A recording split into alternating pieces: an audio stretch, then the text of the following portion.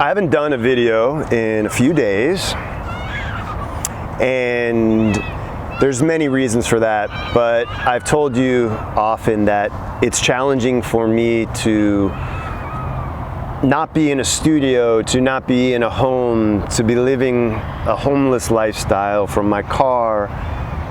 And even though I have the equipment and some of the necessary things, when you're fighting chronic illness, even if you weren't, it's hard to do the same type of consistency with everything, because it takes a lot longer to do everything, and to cook your food, to clean, to organize your car. For me, today I wanted to make my video earlier. I had to do 2 injections. Today was my first day of 2 injections. But I don't want to get sidetracked. This video today is about what is happening right now in the world. And I understand by doing this already that, listen, if you thought I was crazy before, you're gonna really think I'm crazy now, maybe, or crazy like a fox. We'll see. And at this point, I don't care. And I think it's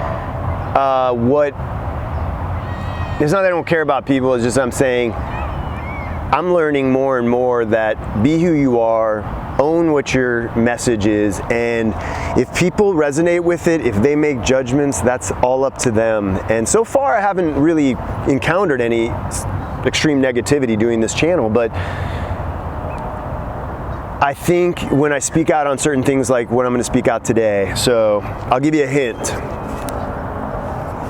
Coronavirus, the novel virus, coronavirus, and just how it is related to everyone, but also specifically tying it into the chronic illness community and those who are immune compromised, those who have kidney disease, heart disease, or any organ transplants, anybody who is in that community that we often in Western society, a selfish society, I hate to say it, but it's a generalization, but it plays true often.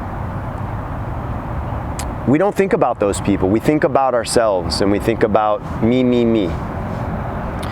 Well, I'm not gonna focus on that as much as I wanna focus on what I'm gonna be doing most likely, and how I'm taking the information that I've been given, that I've sourced, and doing the best due diligence possible, trying to eliminate the crap from all of the media that's happening now, and speak from the truth, from my truth, from the heart. And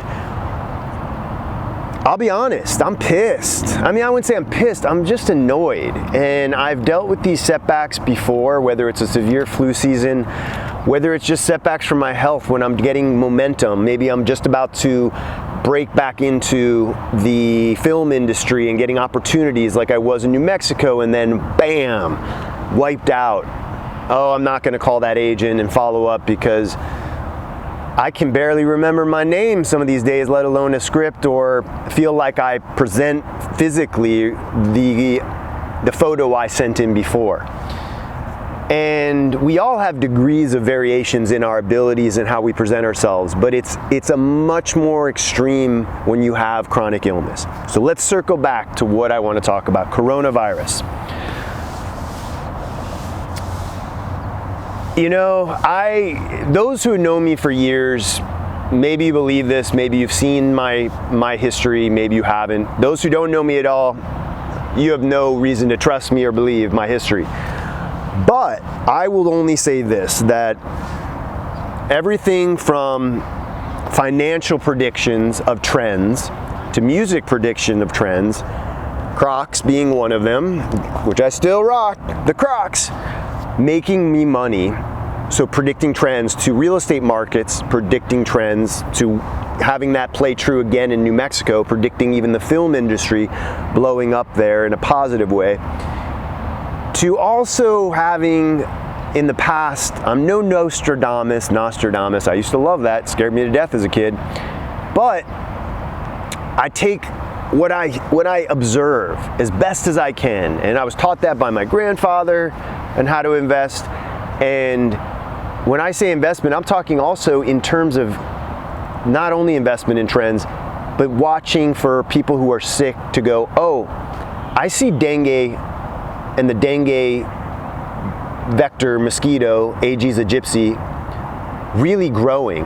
And I keep seeing it and then following the trend and telling my friends going, hey, it's probably going to be in Hawaii real soon and in the southern states like Miami, Florida, and eventually in LA and places like that. Well, I don't like to predict the negative trends, but those have played true. So I won't go deeper into that. You can believe I'm full of crap. It doesn't really matter. For me, I believe in my ability, and I love to be wrong, not when it comes to investment, but when it comes to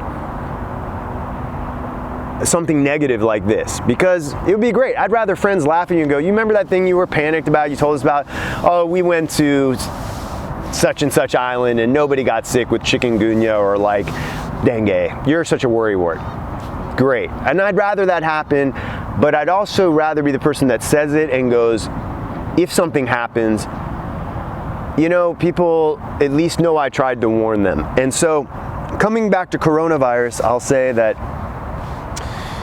this is the motherfucker we've been waiting for.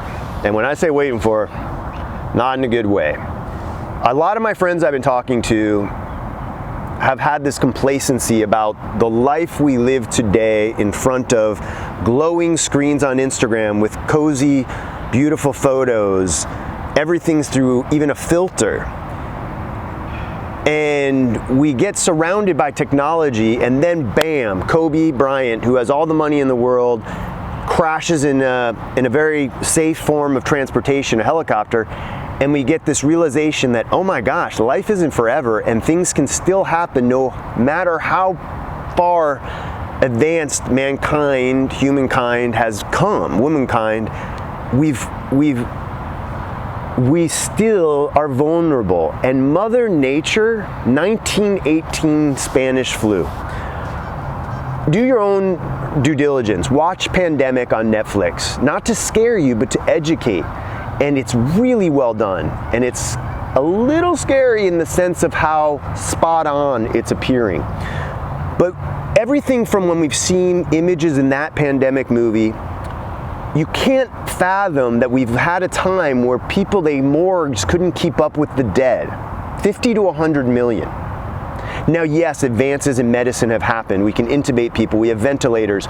We have antibiotics that can help bacterial pneumonia. But the pneumonia that's happening from coronavirus that's killing people is a viral pneumonia. There is nothing that I'm speaking not from my own expertise, but from friends. I have a friend who's a virologist in the EU, and I have friends that are doctors here in the US and people who are in the medical field in Asia and places, and friends there, and a friend in Italy. And we all have these people, but to hear it from their mouth, the severity and the caution and the alarm, it's very sobering. And I don't need the sobering as much as I think others do, but everybody has a right to choose their own degree of risk and worry, whether that's you choose never to go surfing, whether it's, you know, even though it's illogical, the risk, the drive to the surf beach is more risky when I would do that than the great white sharks out there. But I'm gonna tell you, some days I was cognizant of feeling the presence of a big fish and scared. It's not logical because it's probably not gonna happen.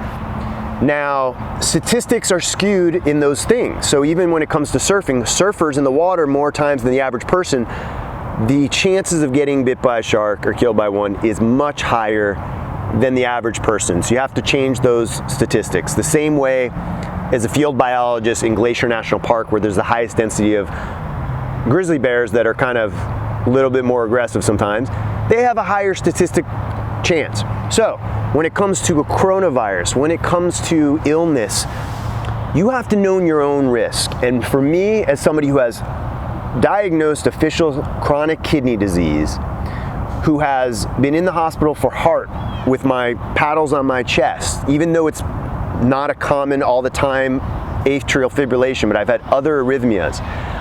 When you've been sick from other colds and flu, and you've been feeling close to death in those moments, and I'm not saying when you call your friend, you're like, oh my God, I felt like death.